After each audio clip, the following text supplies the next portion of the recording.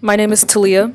I just turned 20 last month, and this film is unlike anything I've ever done. I wanted to incorporate my identity as a southern black girl into my exploration of pilgrimage, but in the traditional sense, we don't quite fit in. We ain't got no shrines or no temples, and we definitely don't hike no mountains to reach the ultimate level of blackness. But we do move, a lot. We are displaced people, a people constantly in motion for centuries. Yet in all my research, I couldn't find anyone in anybody's PhD program connecting our movement to pilgrimage theory. Academia, typical. But the best example I can find of black pilgrimage is Freaknik. Shout it, freak a little son. Shout it, freak a little son. Shout it, freak. Freaknik started in the 90s in what's considered the Black Mecca, my hometown, Atlanta, Georgia. Suddenly, black folk from all over the country flooded the city with a massive party that shut the city down. Around her neck, she was shaking that thing and getting wet. I'm bored and hissy. She was tight to death, so you know the freak in me. Said I got her caught. So I walked up to her and I said, "What's up? How you doing?" You the girl. Once a year, for almost a decade, Freaknik took over Atlanta. And it's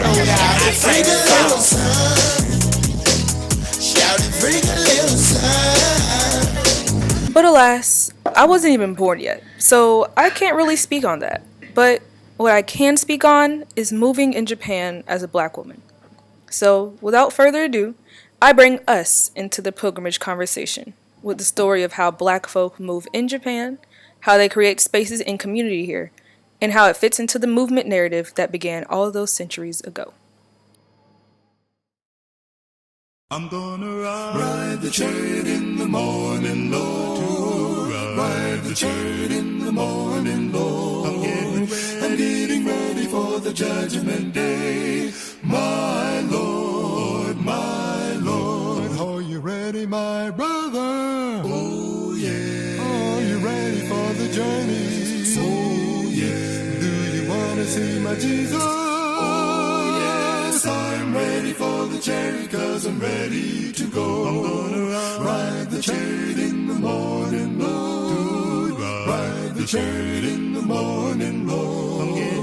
I'm getting ready for the judgment day, my Lord, my Lord. I never shall forget that day, riding the chariot to see my Lord. When Jesus took my sins away, riding the chariot to see my Lord. I'm gonna ride the chariot in the morning, Lord. I'm gonna ride the chariot in the morning, Lord. I'm getting ready for the judgment day, my Lord, my Lord. I'm gonna ride the chariot in the morning, Lord. I'm gonna ride the chariot in the morning, Lord. I'm getting ready for the judgment day, my Lord, my Lord. I'm gonna ride the chariot in the morning, Lord. I'm gonna ride the chariot in the morning, Lord. I'm going to ride in the chariot to see my Lord.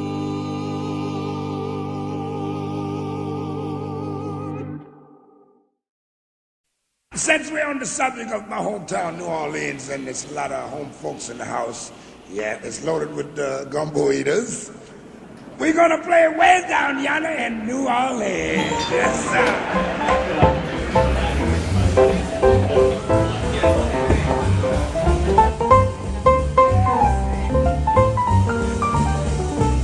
I'm from New Orleans, Louisiana, as are my parents. My grandparents are either from New Orleans or southern Louisiana, right outside of New Orleans.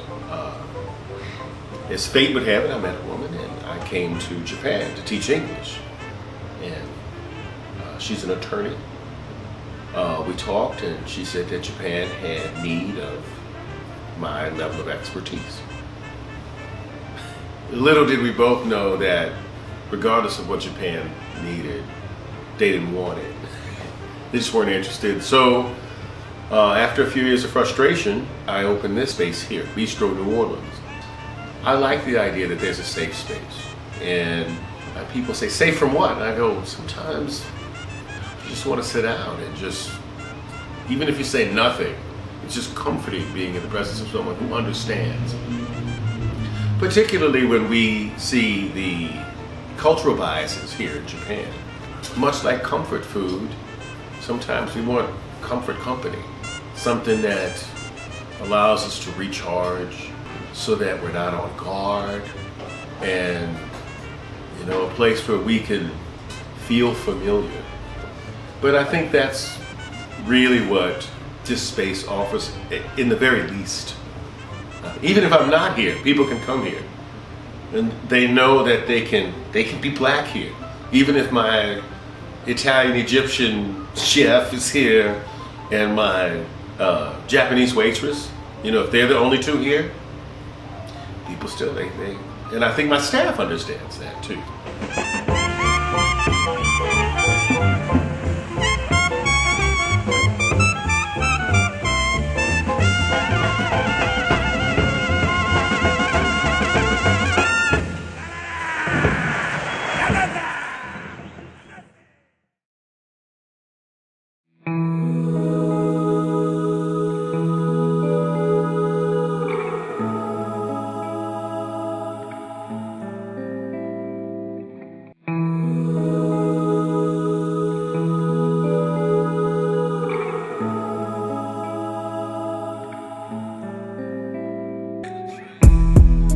So my name is Taylor. I've been here for 3 years. I'm from Seattle, and yeah, I'm in Osaka, just living life, really.